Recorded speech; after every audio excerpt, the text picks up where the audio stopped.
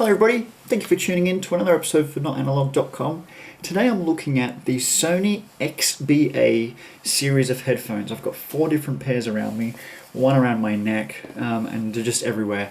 For me, these are all in-ear headphones. Now, I'm the sort of guy who doesn't usually use in-ear headphones, so I feel like I was already on the back foot when I started this review. You know, I don't have a lot of love for these headphones, but it changed. It definitely changed as I started to use them.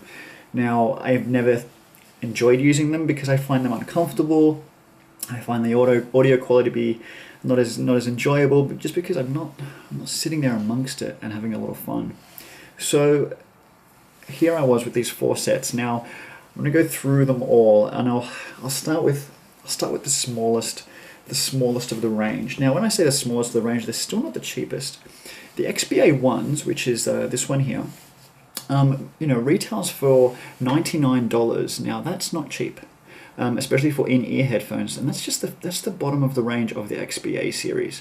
Now, one of the things I'll mention about them is, and you'll see as I go through the range, is the XBA-1s is really just a single speaker system. They don't talk about having all these different things, which I'll get to. And it doesn't have inline controls for audio or anything like that for your iPod. It's purely just the buds. Now, obviously, with all these headphones, you also get different bud sizes for them. You receive pouches. The packaging is quite nice, but you do receive a lot more in it than just the headphones. And they're very solid. I must say the build quality of all these headphones are extremely good. They're up the same sort of par or level as your Bose sort of headphones and your really high-end Sennheisers and stuff like that. They're quite impressive the way they're put together. I don't feel like they're going to break on me anytime soon. Now, the XBA-1s, when I used them, I was not blown away by them, and I think for a $100 pair of headphones, I probably expected a little bit more. They didn't give me the satisfaction that I really wanted out of a pair. Now, I'll try and sort of stand these up for you. The good thing about them is that because they are obviously high quality all the way to the tips.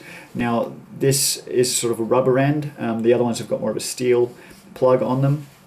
And something that I'll mention about all of these headphones is that they've got a short lead for the left and a long lead for the right. Now, that's because the way you're meant to wear it is sort of like this, that the right comes around so that when you're finished listening to it, you can just drop it and it sort of hangs around your neck. Whereas normally if you've got headphones, one in each ear, and it meets in the middle, when you take them out, they just sort of fall. So it's kind of a comfortable way of wearing them when they're not exactly in your ear. So that's the ones. I don't want to talk too much about them because they're not terribly exciting. Really, still a good pair of standard headphones, but I think for $100, I just expected a little bit more. The twos I got a lot more excited about. We started to get into two sort of, let's call it 2 speaker setups. Now, this one is a full range speaker plus the woofer. The last one was just the full range. So the XBA-2s, much nicer, very similar look to it. They don't look terribly different to the ones, but you do notice the addition of the woofer when you play bassy music. Whatever music you're listening to, you do find it feels a lot more solid, a lot more contained. I should mention they all sort of isolate the sound a little bit, some better than others, but I think it will just be dependent on how well it fits in your ear, and you can adjust that with the different buds. So the XBA-2 is definitely a lot better sound just from having that bass behind it. The other ones did feel a little bit like it had too much treble, a little bit tinny, which I don't particularly enjoy. Now, again, with these ones, you've got the short lead and then the long lead wrap around your head, and it actually makes sense. This one you can see they've stepped up a bit more premium with the more of a steel plug, which I think is nice. You just know it's going to be more durable that way. XBA-2s, the ones I have around my neck, the XBA-3s. Now, these start to get a little bit bigger.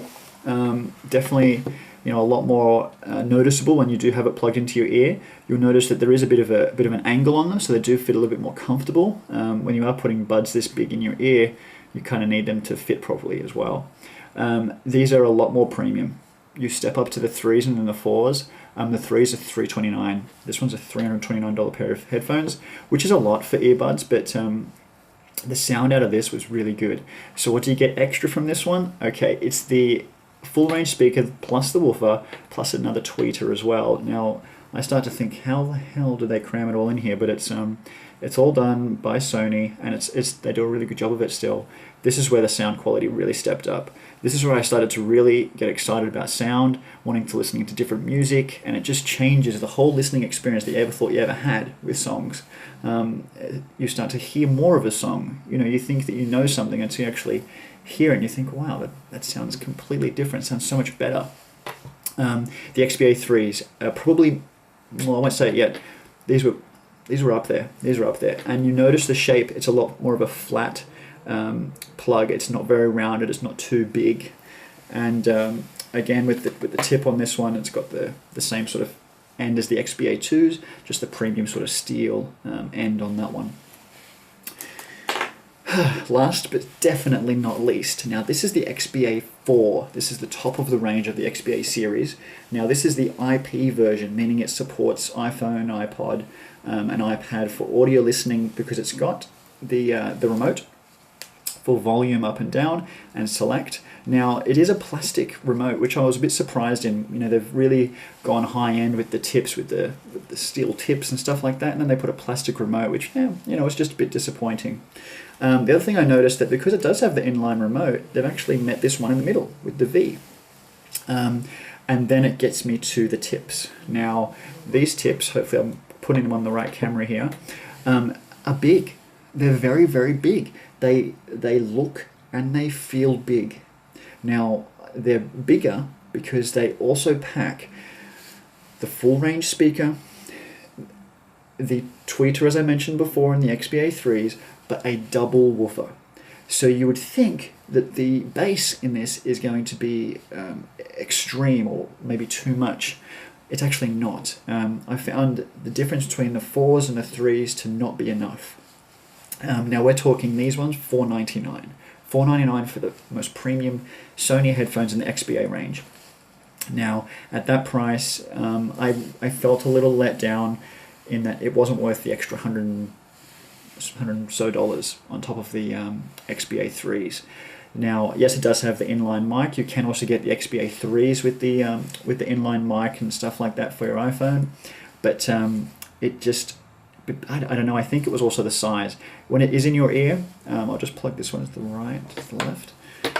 When you have it plugged into your ear, you'll see it's actually still very big and it's quite noticeable, but it doesn't feel like it's going to pop out anytime soon. It's just that it is a bit bulky for a bud. But in saying that, the sound quality was very good still, but I didn't quite notice, there wasn't a huge jump. Between the XBA-2s and XBA-3s, very big jump, very noticeable. XBA-3 to XBA-4, not so much. And I think that was surprising. Not so much a letdown, just surprising. If I was to buy any of the XBA-3 earbuds, it would be the 3s. It would be the 3s, and if you wanted to go with the hands-free option, the XBA-3 IP is an extra $20 odd. So you're not adding a lot more to go hands-free. So the 4s are great. I think maybe because I'm not a huge audiophile. Let's admit it. I haven't tested every headphone product out there. I don't claim to know everything about music, but I consider myself a general consumer, which is probably the majority of people that are looking for these sort of headphones. And from my experience, the 4s aren't worth the extra money, but the 3s are certainly worth a good quid. They are very, very good headphones. And you know, my regular day-to-day headphones, I'll just show you, my Beats headphones, which I enjoy. I like them. But I can tell you this, that during my testing, when I switched back to the Beats headphones, I was a bit depressed. They're nowhere near as good as these buds, and these are buds. They're not, you know, complete over the ear or anything like that. For bud headphones, it kind of blows your mind. The construction, the quality of these is very, very high end. I do see why these are premium headphones, and I can see why people would invest more money in their headphones. You have to appreciate music, appreciate good quality, and be committed to your music. So that's really as far as I'm going to go with it. If you have any questions, please let me know. I should also mention that they all come with accessories. They all come with a pouch of some sort. They all come with, you know, the cord management, the extra buds. This one came with 2 sets, so you've got all these different ways of maintaining your headphones and making sure you've got the right fit for the best sound. You do need to shop around, of course. You don't always get the opportunity to try them on in store and things like that. If you do take my advice, it would be just might not need to go full extreme. I think the 3s are great. The 1, not very good. If you are going to go on the cheaper version, get the 2s. If you want to step it up a little bit, get the 3s. I think those 2 are just the ones that I really noticed the benefits on. Yeah, that's it. Thanks for watching, guys. If you have any questions, please let me know. I'll try and keep a good memory of how these all worked. They're all still around me, but I am sending this all back to Sony. I didn't buy them, otherwise I'd be broke. And yeah, thanks for stopping by. Cheers, guys.